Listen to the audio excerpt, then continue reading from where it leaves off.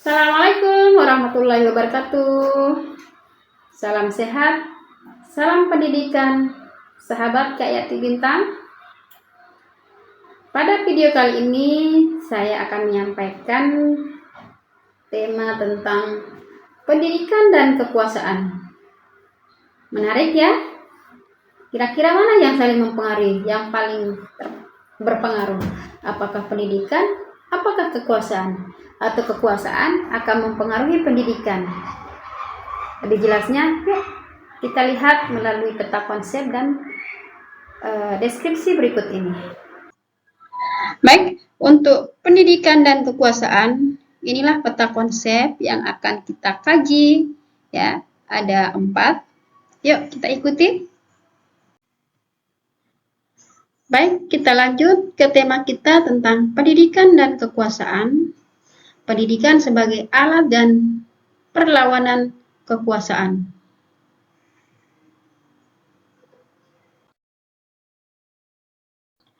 Kita ketahui bahwa pendidikan dan kekuasaan adalah dua konsep yang saling berkaitan dan tidak dapat dipisahkan.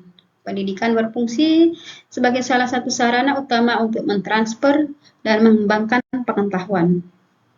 Sementara kekuasaan berperan penting dalam menentukan bagaimana pengetahuan tersebut dihasilkan, disebarluaskan, dan dimanfaatkan.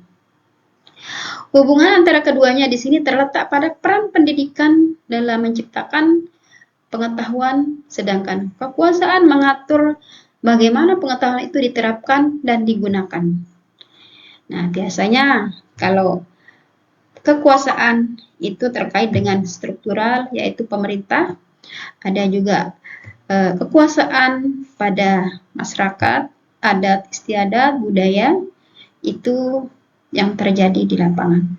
Nah, selanjutnya yuk kita kaji lagi. Yang pertama adalah pendidikan sebagai alat kekuasaan. Ya. Sebagian besar orang mengatakan bahwa pendidikan ini sebagai alat, ya, sebagai transportasi untuk bagaimana dia melakukan suatu kuasa terhadap dirinya, terhadap lingkungannya, sehingga dia bisa mengejar pendidikan setinggi-tingginya untuk bagaimana dia mendapatkan kekuasaan. Tapi di sisi lain juga ada yang betul-betul niat, ya, memang senang menuntut ilmu, tidak berdasarkan kekuasaan. Jadi sisi kehidupan itu memang ya dua sisi. Selalu ada sisi yang bisa dibolak-balikkan, kiri kanan, atas bawah, ya, selalu kita ada pasangan. Nah, sekarang mau mengambil yang mana? Yuk, lagi kita ikutin.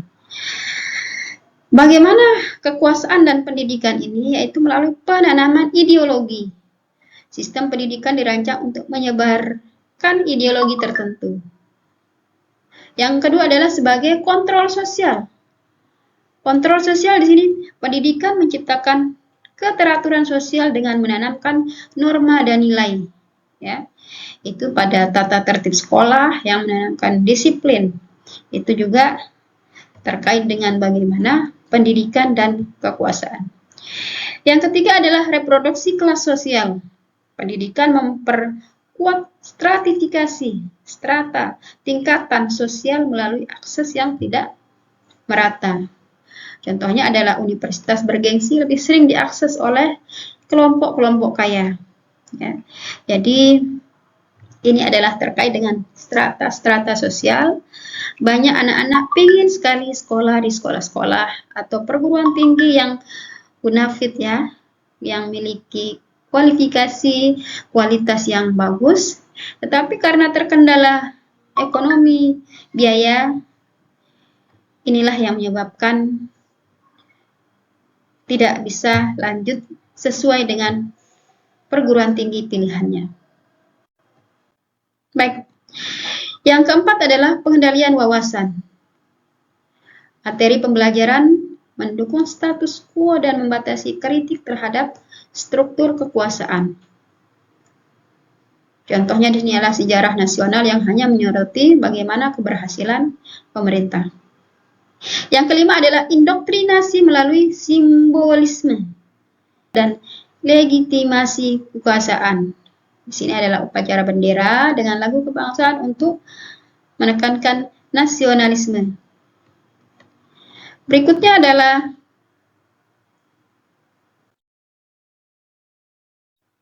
yang kedua, pendidikan sebagai sarana perlawanan. Ya. Pendidikan sebagai sarana kekuasaan, yang kedua adalah pendidikan sebagai sarana perlawanan. Seperti apa sih? Yuk. Yang pertama adalah kesadaran kritis.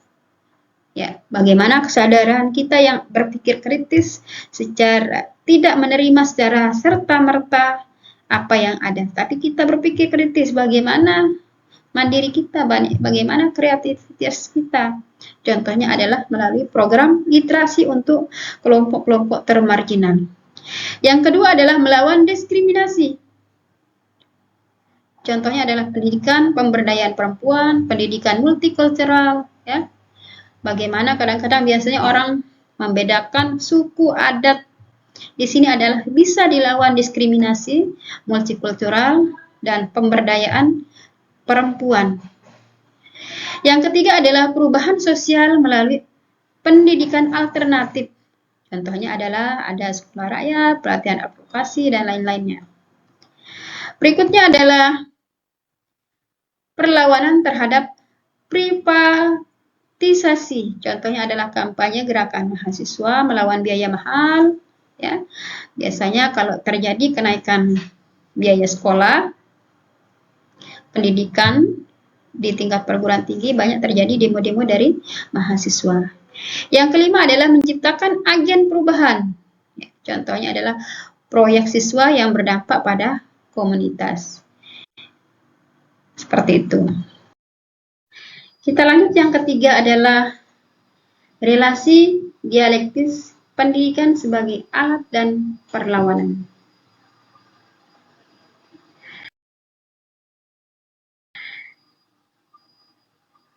Pendidikan dalam perspektif dialektis dipahami sebagai dua kekuatan yang saling berinteraksi.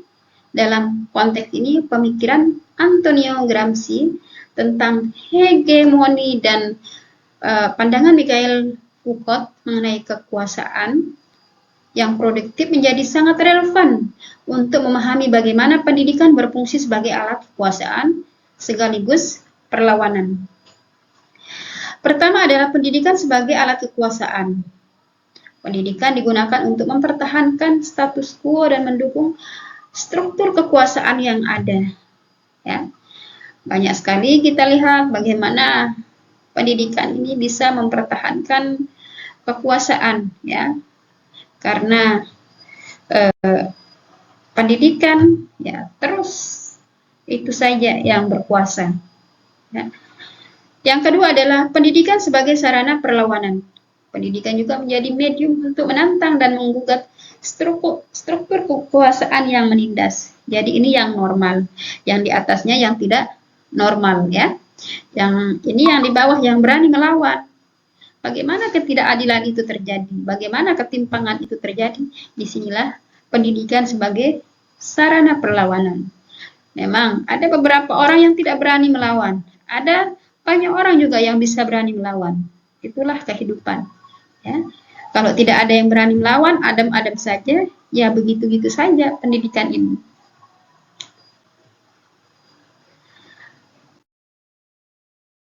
Berikutnya adalah pendidikan sebagai alat kekuasaan. Di sini institusi pendidikan seringkali menjadi alat yang efektif untuk mereproduksi ideologi dominan. Sebagai contoh, kurikulum seringkali menonjolkan sejarah, budaya, dan perspektif kelompok dominan, sementara narasi kelompok minoritas seringkali diabaikan atau disisihkan. Jadi karena adanya kekuasaan ini, ya banyak kita lihat di lapangan, ya, karena adanya kekuasaan pendidikan, ya diajak yang menonjol, sementara kelompok-kelompok yang lain tidak bisa masuk di dalam lingkup itu. Ini adalah pendidikan sebagai alat kekuasaan. Semoga bisa kita pahami, ya. Baik, pendidikan sebagai sarana perlawanan. Tadi sudah saya jelaskan di awal, saya rasa sudah. Kita lanjut saja.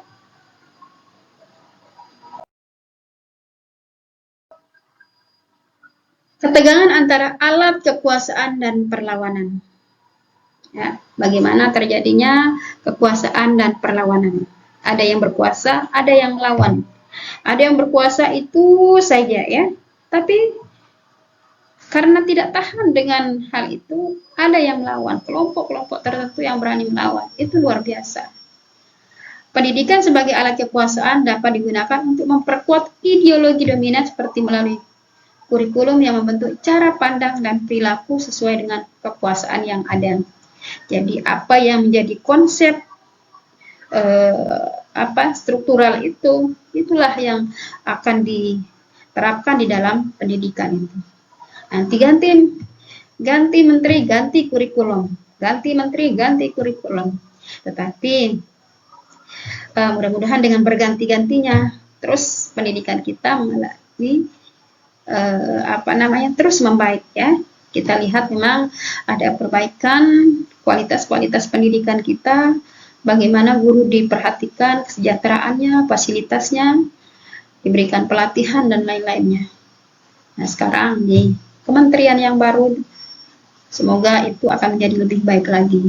Dan sekarang tugas kita sebagai seorang pendidik harus juga mau dong meningkatkan kompetensi kita, karena sudah diberikan banyak oleh pemerintah juga para guru-guru ya. Pendidikan sebagai perlawanan. Ya. Pendidikan sebagai perlawanan, di sisi lain pendidikan dapat menjadi alat untuk membentuk kesadaran kritis dan menantang dominasi kekuasaan seperti melalui pendidikan yang membebaskan atau kritis. Ya, kurikulum yang didominasi oleh pandangan yang mendukung kekuasaan tertentu, sementara mahasiswa atau pelajar menggunakan pendidikan untuk menentang atau memperjuangkan keadilan sosial.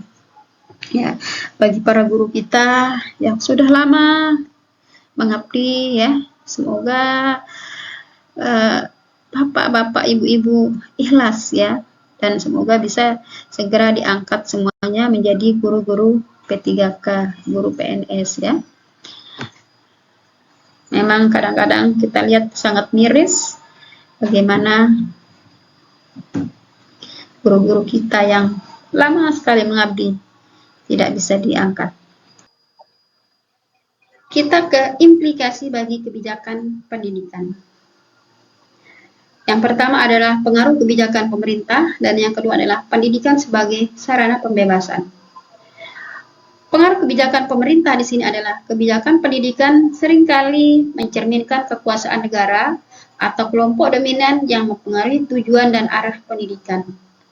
Misalnya penekanan pada nilai-nilai tertentu yang mendukung sistem politik atau ekonomi yang ada. Yang kedua adalah pendidikan sebagai sarana pembebasan. Kebijakan pendidikan dapat diarahkan untuk membangun kesadaran kritis, memberikan ruang bagi keberagaman perspektif, dan melawan ketidakadilan sosial.